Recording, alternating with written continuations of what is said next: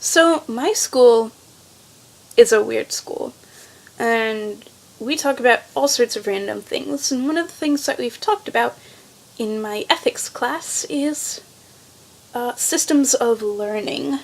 Now a lot of people are like, oh, we talk about this. This is just the visual versus auditory versus kinesthetic. And that's not quite what the style of learning I'm talking about is. I'm talking about Cartesian learning versus Platonic learning. Or I suppose Platonic versus Cartesian, since Platonic came first.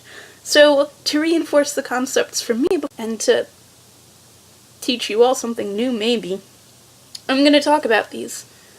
So, the Platonic system of learning was produced by Plato, or at least recognized as a thing by Plato. And he said, the best way to learn anything is to read what other people have written, to go and seek the counsel and wisdom of other people. And this is what we do when we read a science textbook. We look at the knowledge other people have gained and we take it as our own.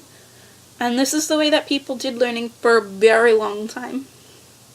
Obviously, I know gravity exists because Sir Isaac Newton says it does, and I'm just gonna take it for granted from him that it does. Then along comes Descartes, and he's like, this is not good. We learn through experience, and we ought to value learning through experience. And he valued experience as the truest way of learning. Now, we do both, but let's take fire an example, or a stove.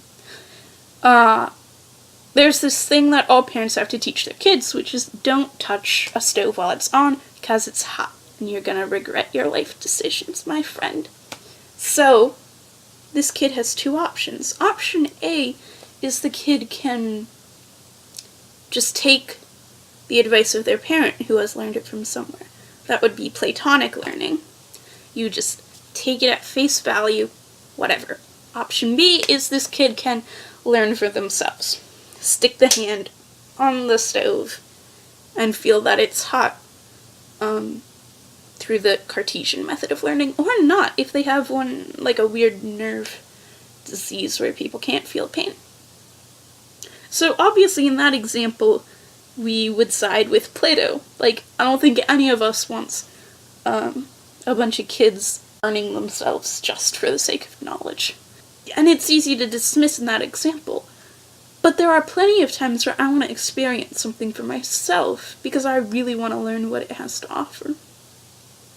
I want to read a certain book because I want to know what it says, or I want to try a certain food because I want to know what it's going to taste like. I'm not satisfied with people telling me the book is bad or the food is nasty. I want to know for myself. It's the reason I eat the Bertie Bott's every flavored beans. Because people tell me they're gross, but I want to know they're gross. So then there's this idea of the hyperreal. Now I know, we haven't even talked about what's real or whatever.